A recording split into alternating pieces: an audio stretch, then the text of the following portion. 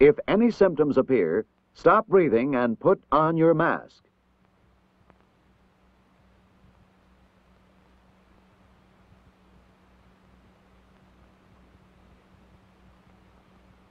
Give the alarm. Then inject atropine immediately. You must get used to wearing your protective mask as you carry out your duties. And remember, unmasking is a command procedure.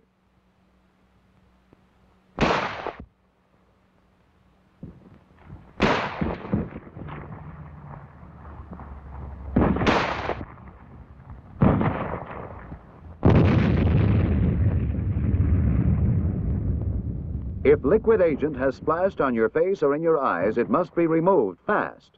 Stop breathing, flush your face with water, and mask.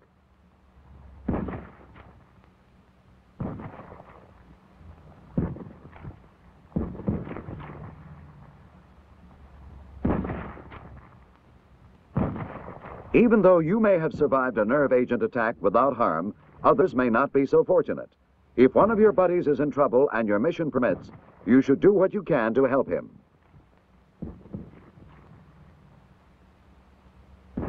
This nerve agent casualty is still breathing. If you act fast, you can save his life.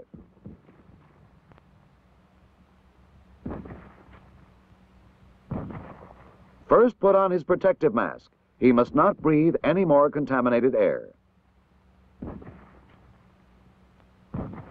Inject him with atropine.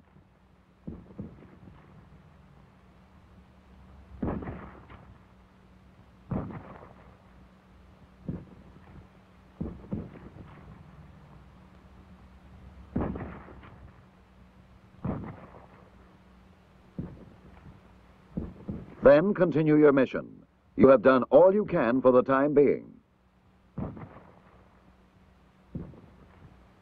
But suppose you find a soldier who exhibits severe symptoms of nerve agent poisoning.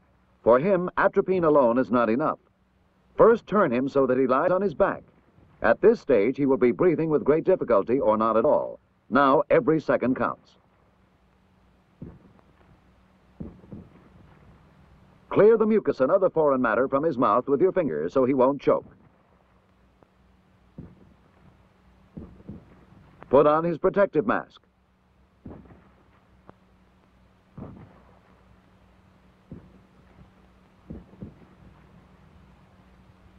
Next, give him an atropine injection.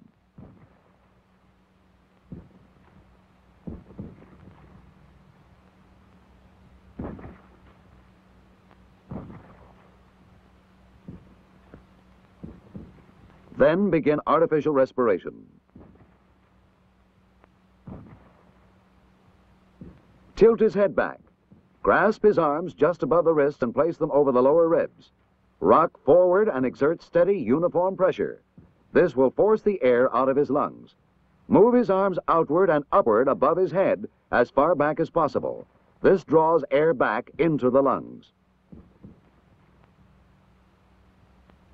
Repeat the cycle 10 to 12 times per minute at a steady, uniform rate.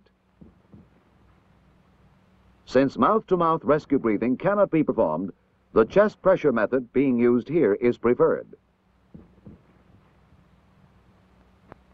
This nerve agent casualty has been wounded.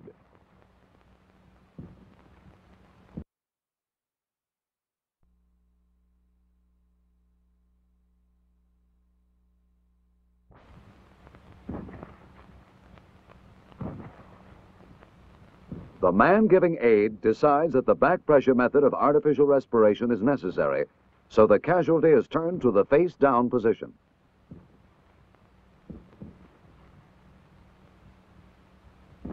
His face is turned so that it rests on his hands. His elbows are bent and one hand placed over the other. The mouth is cleared of mucus and foreign matter.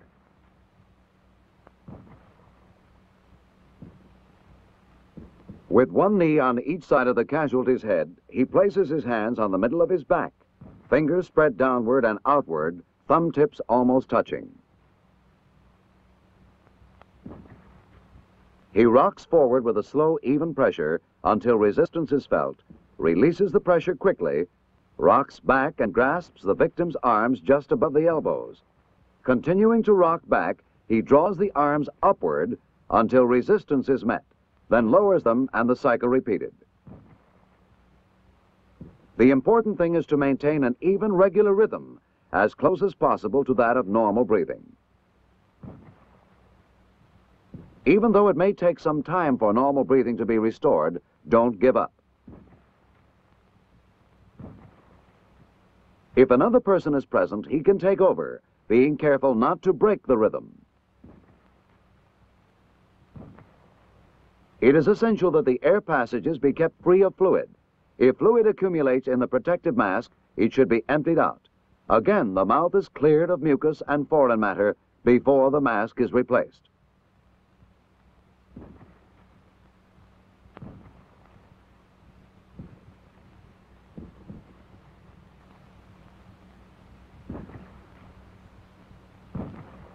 When the air is no longer contaminated, the order to unmask is given.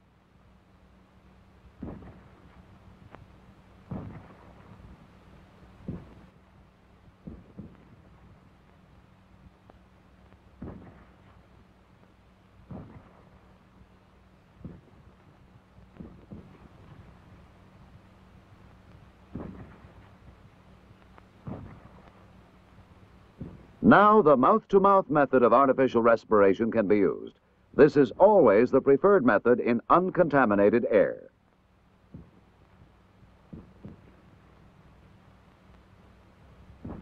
A second atropine injection is given 10 minutes after the first one. A third injection may be given after 10 more minutes. The administration of atropine should be stopped when the symptoms of nerve agent poisoning begin to diminish. A dry sensation in the mouth is a sign that sufficient atropine has been given at that time.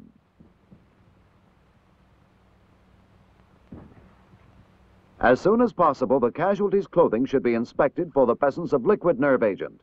If any is discovered, it should be decontaminated.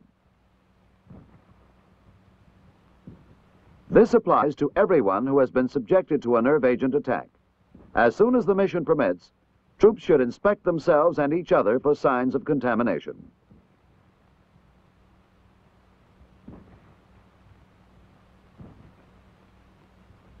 Following an attack, nerve agents must be assumed to be present until proven otherwise.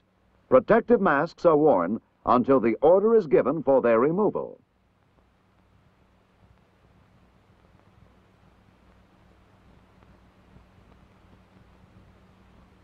To determine whether or not it is safe to unmask, the squad leader will order that tests be made of the air. The chemical agent detector kit is used to make the initial test.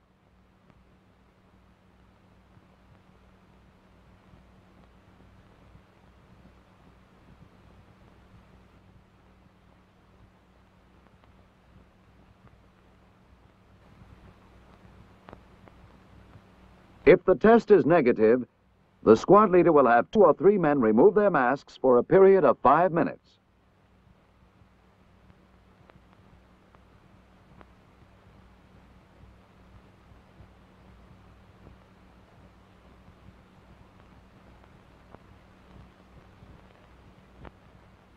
They then remask for an additional 10 minutes.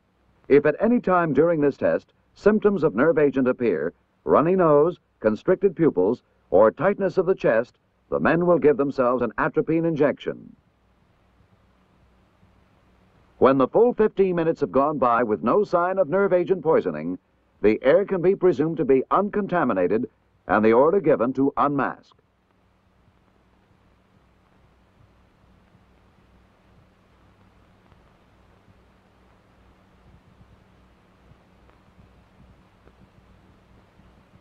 If no chemical agent detector kit is available, the test is made in the following manner.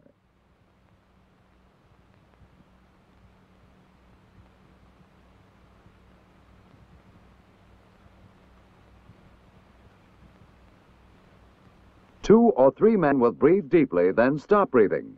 As they hold it, they crack the seal of their protective masks for 15 seconds, keeping their eyes wide open.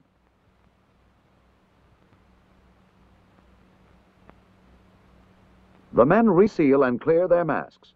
After 5 minutes, their eyes are examined for constricted pupils. If these are found, the men are immediately given an injection of atropine.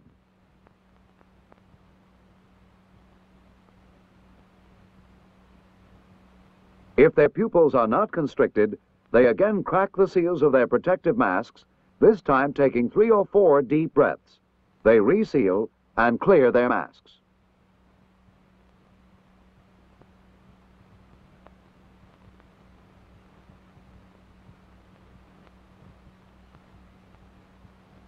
Five minutes later, the men are examined again.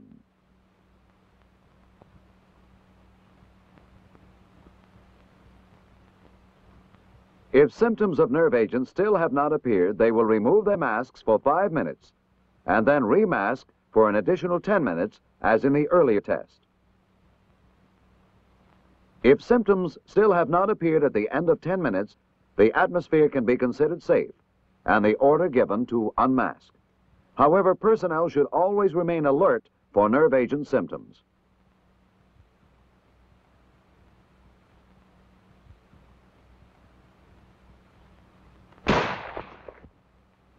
There is always a possibility of a nerve agent attack.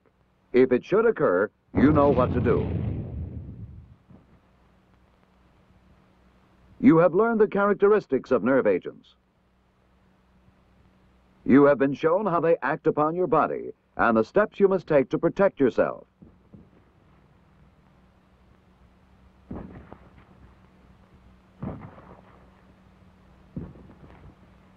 You have also been shown how to assist others.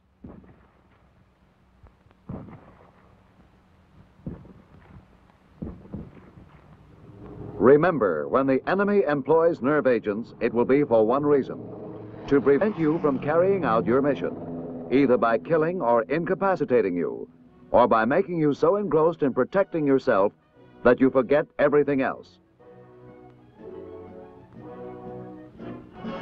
Don't let this happen. Continue your mission.